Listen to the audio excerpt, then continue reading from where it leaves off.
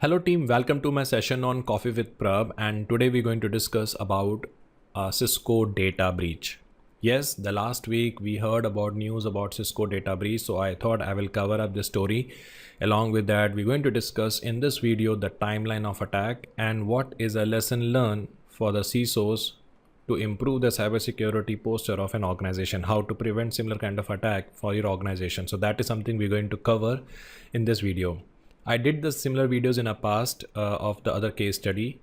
Do check the previous videos also, and I'm planning to make more videos in future on a similar topic. If you're new to my channel, do subscribe to my YouTube channel and click on the bell icon to make sure you should not miss my future video on a similar topic. My name is Prabh Nair. For more information, you can refer my LinkedIn profile. So without wasting a time, let's start with the first part. So if you know that last week, the last week, the social media was spreading the news about the Cisco data breach, and Cisco data breach, because Cisco itself has basically disclosed about this particular breach where there was a ransomware attack happens against the Cisco network. But reality is that in last May 2022, in late May 2022, this attack is already initiated by the threat actors in the Cisco network. That time also, because of their proactive tool, they able to identify this breach. But later on, the hackers was able to did the lateral movement and able to penetrate into the network and able to damage the further system as per the news. So the threat actor claimed to have stolen 2.75 GB of data, which is consist of approximately 3,100 files. And this gang was called as a Yanlo Wang gang. Yanlo Wang gang. I'm sorry for my pronunciation. This same gang in the past has hacked the Walmart network also. Later on, Walmart has denied that they haven't hit by any kind of a Yanlo Wang ransomware attack. But as we can see the several social media news, Yanlo Wang was also involved in the Walmart network hacked. So in this attack, what happened is this gang has performed the social engineering or vishing. Vishing is basically by voice over the call. Okay. They basically called one of the employee of the Cisco and told them, I'm from the help desk and I'm from the support team and we would like to request your reset your passwords and all that. So you might receive some push notification. You just need to click on the push notification, and by which we can able to do the further support. So employee was vulnerable for the social engineering, and by that the hacker was able to hack into their systems, and from there they able to hack into the further networks. So we're going to discuss this particular data breach in detail with the help of timeline. So summary here is that Cisco faced a data breach where they hacked, their data got hacked, and it was a ransomware attack where they encrypt the files, and also the hacker group has sent an email to them about the ransom. So we're going to discuss in detail about this timeline. So this is the snippet we have. You can see we are giving you a good deal. No one will know about the incidents and information leakage if you pay us. And this was the data which is basically published. Okay, when we're talking about the 3,100 files, so this is the files we had, which is basically they hacked. So let's discuss in detail about this timeline of this attack. So what happened is, on May 24, 2022, Cisco became aware of the potential compromise. So what is the lesson learned for us is, make sure you should install some kind of a UEBA kind of a solution, user enhanced behavior analytics solutions, by which we can able to analyze the behavior of the employee, and with that give the good notification about what kind of an employee click on the links and all that proactively help us with this kind of a breach and everything. So thank God Cisco has a great UEBA solution. So by this way, they have an initial indicator of compromise that they are vulnerable for some kind of a compromise and all that. So in May 22, they already aware about this potential compromise. Okay. And on August 10, the bad actor published the list of files from the security incident on the dark web. So what we heard about that initial access they have given through a Cisco VPN was achieved via the successful compromise of a Cisco employee personal Google account. The user had enabled the password sync via Google Chrome and had stored their Cisco credential in their browser, and that enabling the information to synchronize to their Google account, which normally we does. Okay, so how this attack happen is, suppose this is your Cisco employee. I'm just assuming this after going through the blog and everything. This guy is working on the system and hacker, okay, by doing a wishing campaign.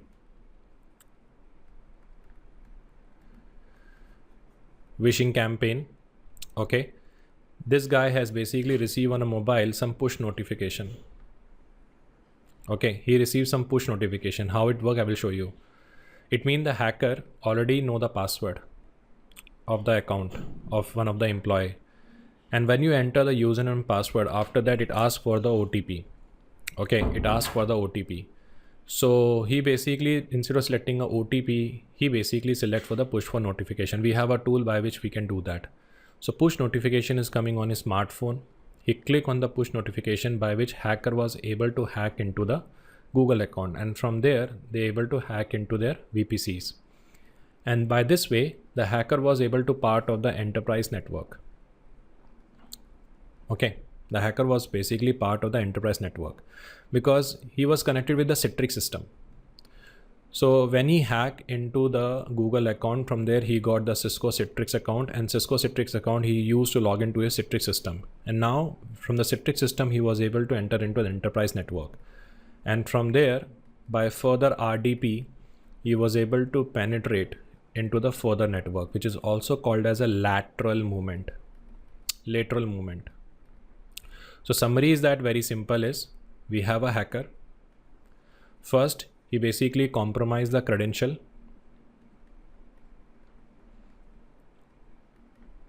Compromise the credential of Google account, and that Google account is basically synced with the Citrix password. The Citrix password account he used to log in his Citrix platform, by which he was into his system. And when he part of a system, he automatically part of the enterprise network. And then by the further RDP from the system, he was able to hack the other systems, and from there he moved to the other systems, which is called as a lateral movement. And he was able to install a Trojan or backdoor in the further systems. And then through those backdoor, he was able to get into system and able to install the ransomware and encrypt the files, and by which he was able to retrieve all the data. So let me explain you this, what is this Mfa Fatigue, because they use the Mfa Fatigue techniques by which he was able to compromise the push notification. So there is a very good video made by one of the researcher. Let me show you that video also.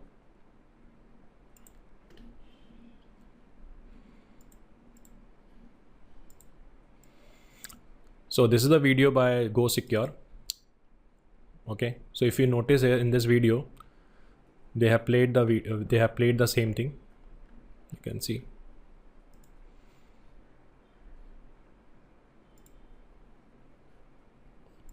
Thanks to Go Secure, really good video. So in this video, if you notice,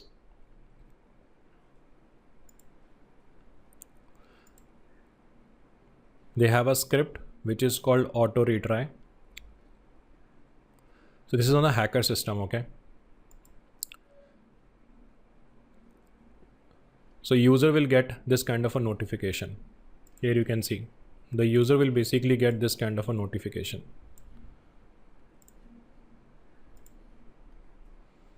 And the same thing happened with the Cisco employee. Multiple time he got this kind of a notification.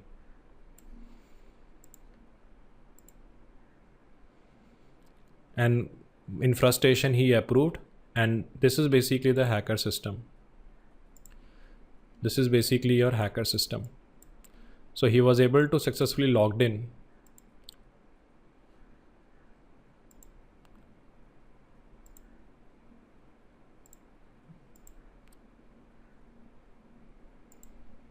And then he logged in into the system. So this is how the Mfa Fatigue attack is basically happened.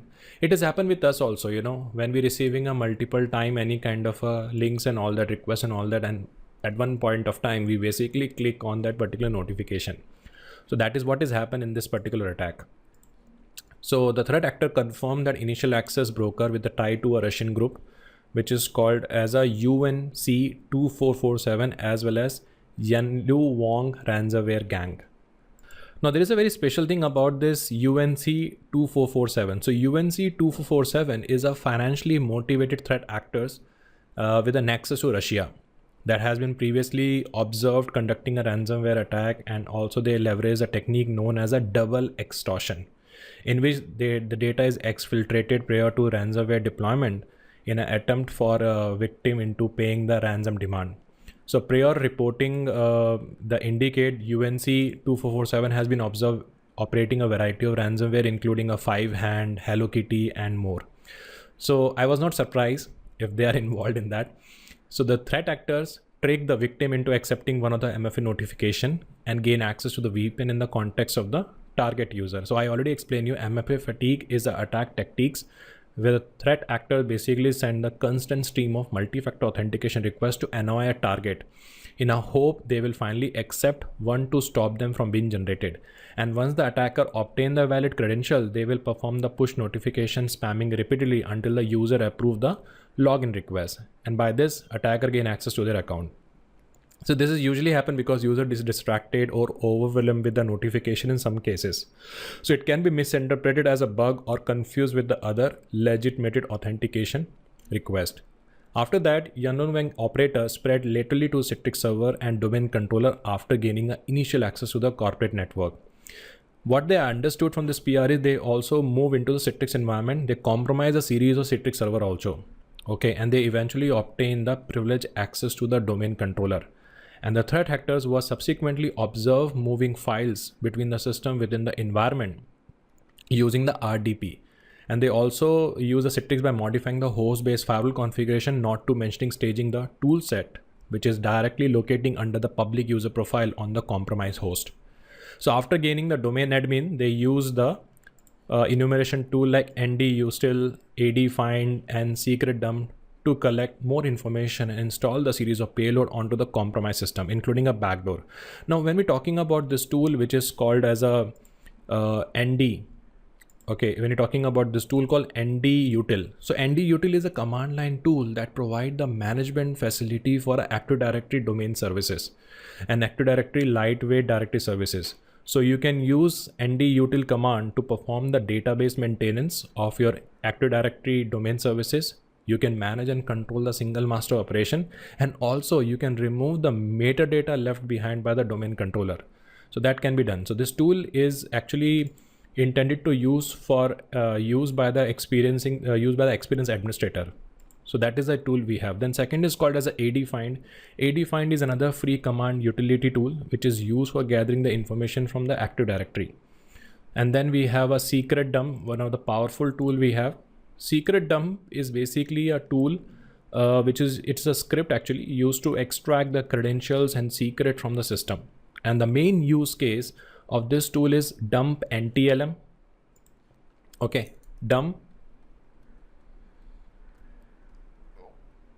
NTLM hash of a local user. That is the one thing. And also extract the domain credentials via DC sync. Okay. So the tool which we use for legitimate purpose, attackers also use the same utility to hack the further systems. Okay. So this is basically the timeline of attack we have. Summary is that they hacked into the user account by the social engineering, and then from there they are able to log into the Citrix system. From there they are able to penetrate into the further network, and with the help of this NDS utility, AD find, secret dump, they are able to compromise the domain controller accounts and able to install the backdoors and all that, and by which they are able to dump the file, they are able to encrypt the files. So that is how the entire timeline of attack is happen. Now let's map it with the NIST incident response process. So if you go by the NIST incident response process, the first step is preparation. It means the standard is already created. The incident response plan has already prepared. So we're directly going for the detection and analysis. So as I said, on May, the CISCO already discovered this issue. They already understood there is some kind of a issue happening in the systems. So the first thing, if you are in a CISCO and if you face similar kind of a things, so how are you going to do that? So you will analyze the parameters, you will analyze all the issues related to the indicator of compromise, because sometimes what happen, it is a false positive. So according to the NIST incident response process, After the preparation stage, which is called as a preparing a manual, the next important thing we will basically do is detection and analysis. And the most challenging part of incident response process is detection analysis only, because sometimes we have a false positive incidents. Okay, you cannot notify everyone without confirming which is a true incident. Okay, so once the incident has been detected, every organization will basically follow the step-by-step instruction to prepare to handle any incident. An incident can be happen in a countless way, but some common attack vectors, which is basically known to the party, and according to that, they will handle these things. So any alert is basically a trigger. We need to confirm and validate. So most important thing during a detection analysis is basically called as a documenting the incident. So there is a very great blog I have seen, which is called Clean InfoSec, in which they have talking about this step. So you can see this is kind of a sign of incident we have, where we documenting the things. Then we talking about prioritizing the incident. Okay, so in this case, what happened is during a detection analysis, when they receive the information, they have to take a call, because we have a limited staff. It is not possible for us to give attention to all the incident on the same time. So we need to prioritize the incident. That's the most important thing. So when you're prioritizing the incident, one thing we need to understand the likelihood and impact of the incident. Okay, and urgency, because we receive every day more than 10, 15 or 20 tickets. It's not possible for us to give attention. So we need to understand the urgency of the incident. We need to understand the impact of the incident. So that is basically part of the analysis stage. And then the next thing is basically called as a containment. Containment basically mean limit the attack. As from a CISCO point of view, if they understood very well that this network, example, this systems was basically compromised, and the major attack vector was one of the employee system, is they have isolated the system, they have isolated these systems from the network. That is called as a containment. Definitely after doing a business impact analysis only, they did this containment. And the next thing is basically during a containment, they will also do the eradication. Eradication basically mean process of removing a threat from a system. So they try to remove the backdoor from the systems. They try to remove all the parameters which is basically lead to the compromisation of a system. So that is basically called as a eradication. So process of removing a threat from a system, removing a malware, removing a backdoor is basically part of a eradication. Make sure all this activity need to be done in a defined SLA. And then we try to discover how this happened. Okay, we need to understand how this happened. So discovery is another important thing. Then we have a post-incident activity where we create a follow-up report, hold a lesson learned. So CISCO definitely did this, and that is why they had a very good write-up. Definitely they have a great write-up in which they have explained about how this incident happened. Okay, so they prepare the report, they hold a lesson, and they also notify the stakeholders about this breach. So this is how you can able to map the NIST incident response process with the CISCO data breach. So question is, what is a lesson learned we have from this particular breach as a CISO? Make sure if any kind of a security breach happen or similar security breach happen, the first thing, the post implementation of all the systems, all the controls and all that, conduct the security audit. I'm not telling you as a CISO to conduct this particular audit, but you need to get it done from your assurance team and all that, just to check that is any deviations we have identified in a system. Do check that any other system was impacted with this. Make sure all systems are compliant with the baseline and everything.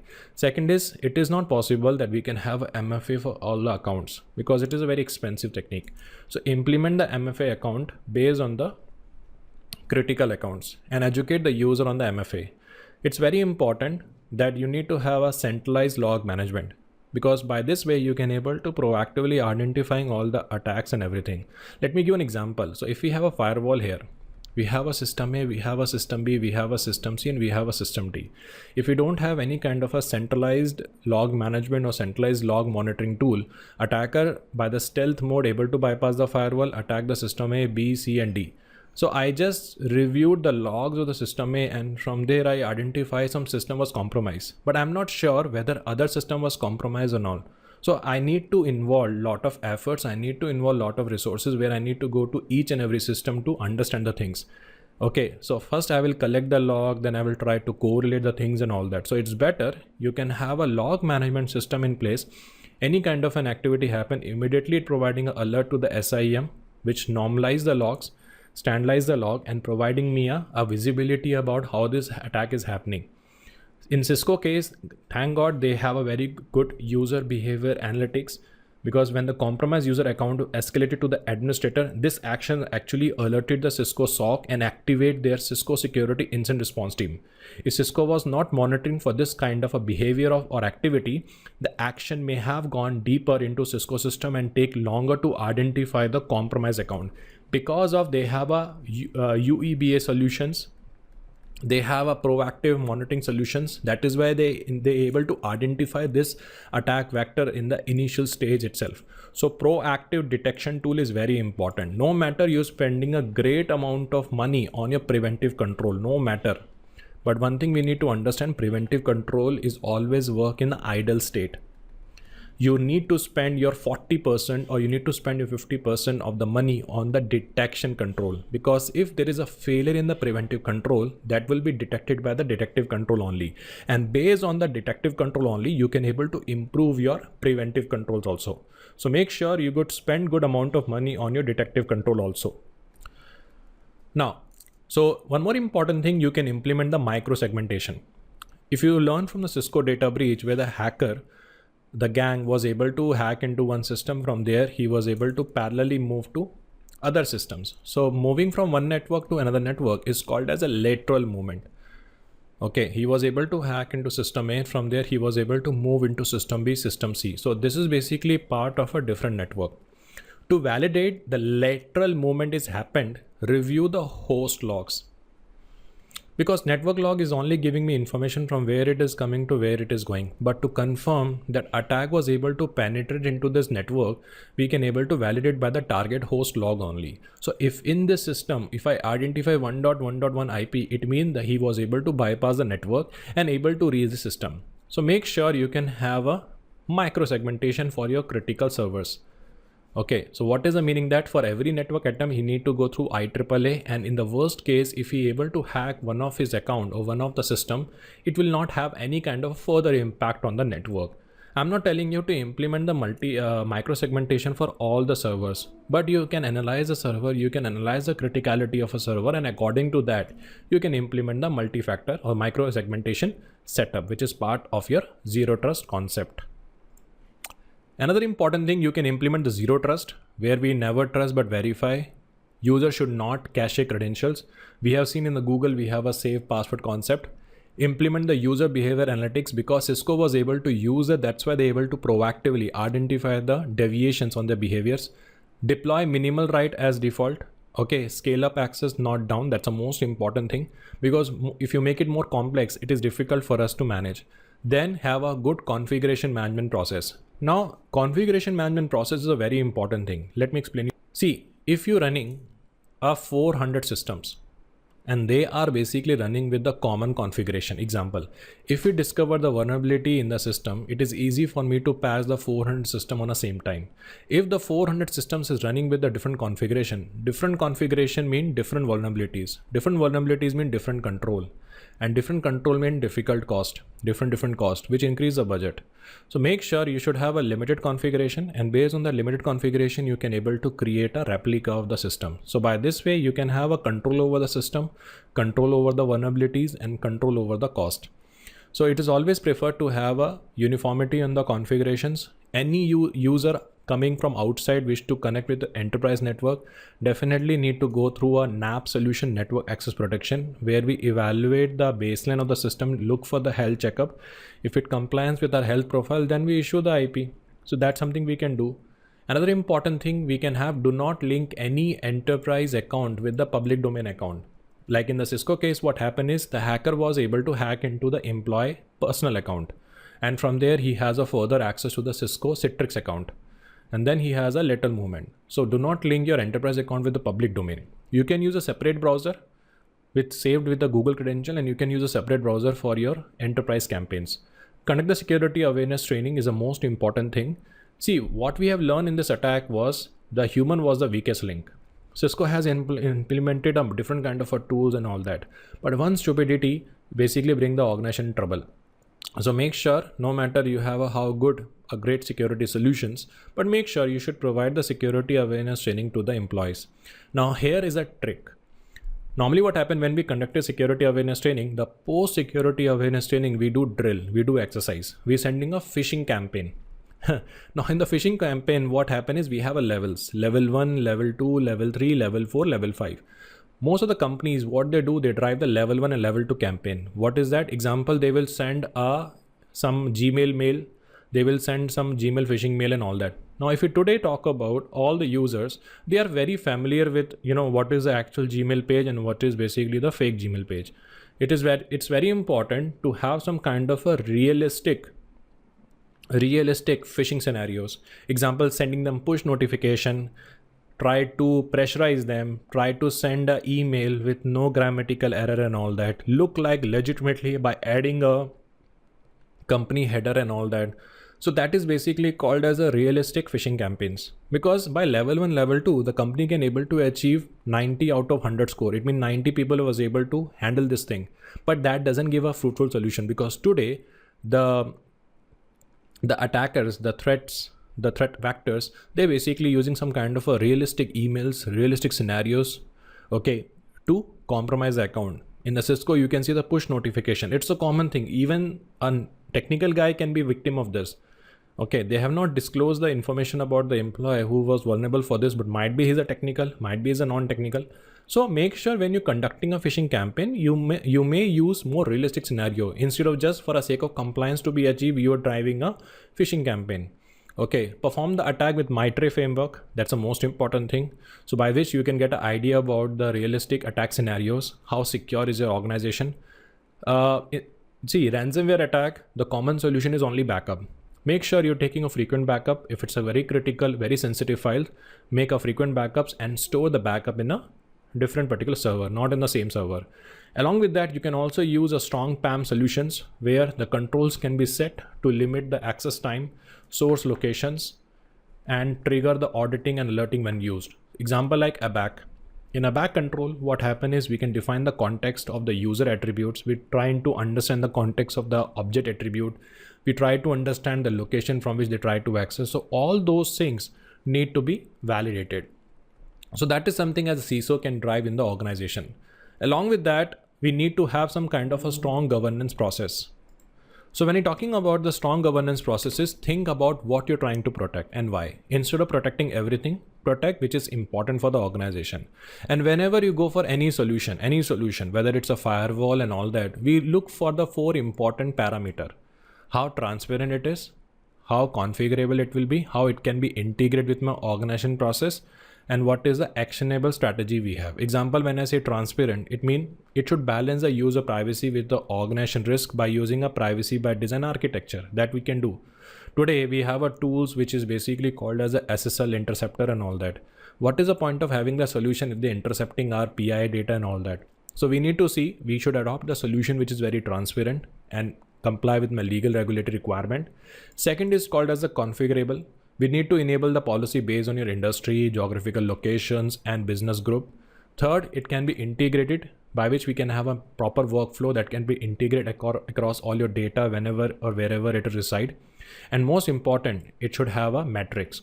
So the tool should provide me insight to enable the review notifications, data investigations, and user investigation process. What is a lesson learned we have from this data breach is that we need to have a strong data governance in the organization, where we can have a data policy which talk about the type of data we need to create.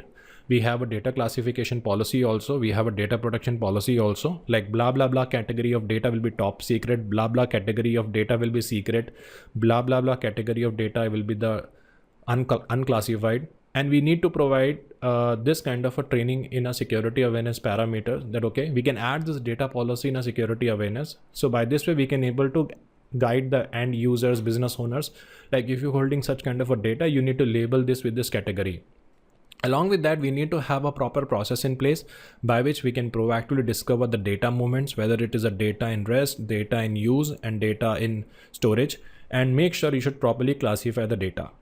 So this is all from my side. If you find this video useful, do share your network and do share your suggestion in a comment box. What is the next video you want me to make on the CISO? Thank you for watching this video. Have a great day. And make sure you should subscribe to my YouTube channel and click on the bell icon to make sure you should not miss my future videos on a similar topic. Bye bye.